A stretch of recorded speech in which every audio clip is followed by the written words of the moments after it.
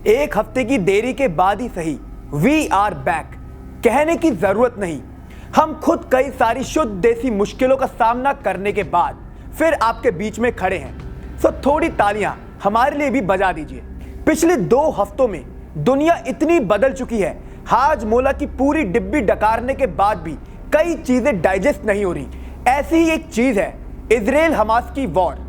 मतलब बॉस, रूस यूक्रेन का युद्ध अभी खत्म भी नहीं हुआ और हम एक और युद्ध के बीच में खड़े हैं। बट आई नो, हमारी सुपर इंटेलिजेंट टीम ने आपको इजराइल और हमास के वॉर के बारे में सब कुछ बता दिया है।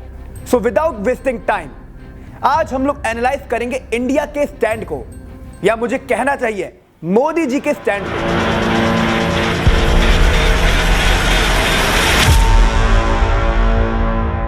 नमस्कार, मैं हूं सुधांशु माहेश्वरी और शुद्ध देसी राजनीति के 22वें एपिसोड में आप सभी का स्वागत है। इजराइल और हमास के बीच में जारी इस युद्ध को 2 हफ्ते से ज्यादा हो चुके हैं। हजारों लोगों की मौत हुई है। अब तो अस्पताल पर भी रॉकेट गिरने लगे हैं। कौन सही कौन गलत करते रहिए डिबेट, बट इंसानियत का कत्लेआम तो रोज हो रहा है, हर मिनट हो रहा है। लेकिन हम तो कल युग में हैं, सो इंसानियत की बात करना बेकार है। Let's come to the point. India की पॉलिटिक्स पर इस युद्ध का तगड़ा असर पड़ा है। एक पॉलिटिकल स्टैंड ने सियासी भूचाल लाने का काम कर दिया है। हम बात कर रहे हैं none other than prime minister Narendra Modi ji. 7 अक्टूबर को जब हमास ने अचानक से इजराइल पर हमला किया, हजारों लोगों की मौत हो गई।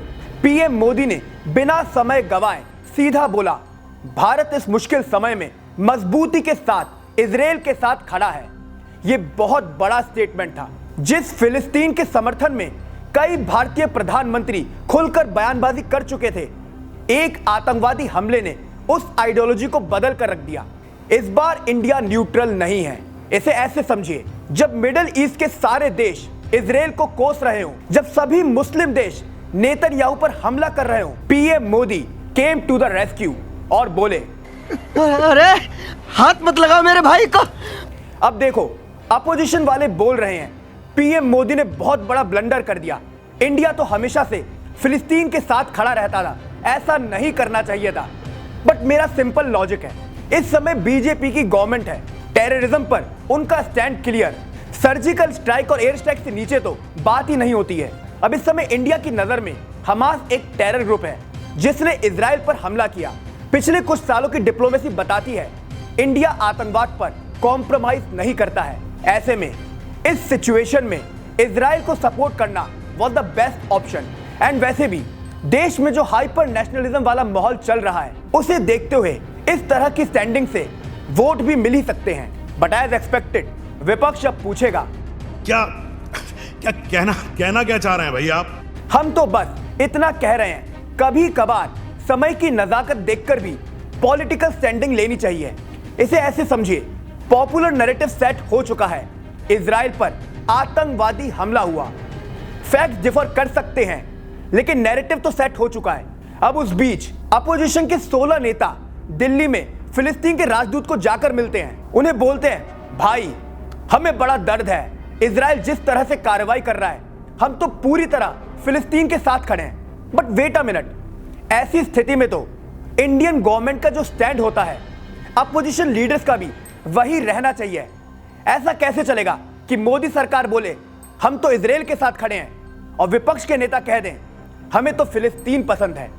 यह तो अच्छी बात है कि मीटिंग दिल्ली में हुई थी, वरना यूपी में तो योगी जी पहले ही फरमान जारी कर चुके हैं। वैसे शुरुआत में मैंने आपको एक बात बताई थी, इस मुद्दे पर देश में सियासी भूचाल आ चुका है। लेकिन यह भूचाल कोई पीएम मोदी या कह लीजिए बीजेपी की वजह से नहीं है, बल्कि शरद पवार ने जरूरत से ज्यादा बेबाकी के साथ एक बात बोल दी है। उनका मानना है जब नेहरू, इंदिरा और वाजपेयी जैसे नेताओं ने कभी भी इजराइल का समर्थन नहीं किया, पीएम मोदी ने यह कूटनीति क्यों बदल दी। बट अब मैं फिर अपनी बात रिपीट करता हूं, इस समय नैरेटिव क्लियर है, supporting Israel you are against terrorism, supporting फिलिस्तीन बाकी आप समझ ही गए। और मैं साफ कर दूं, यह कोई हवाई वाला नैरेटिव नहीं है। शरद पवार के बयान पर बीजेपी वालों ने जैसे रिएक्ट किया है, कोई भी समझ जाएगा क्या खेल होने वाला है। समझ नहीं लग रही तो मैं बता देता हूं, शरद पवार इस समय इंडिया अलायंस के साथ है। अगर पवार के स्टेटमेंट से थोड़ा भी सेंस गया कि he is soft on terrorism, BJP उस नैरेटिव को पूरे विपक्षी गठबंधन के साथ जोड़कर देखेगी। एंड जब भी ऐसी पिच पर खेलने की बात आती है, बीजेपी ऑलवेज सेज तू तो गया बेटे। वैसे हमारा देश एक और डिपार्टमेंट में बहुत एक्सपर्ट है। हम लोग हर मुद्दे को सांप्रदायिक एंगल आसानी से दे सकते हैं। ये सच बात है।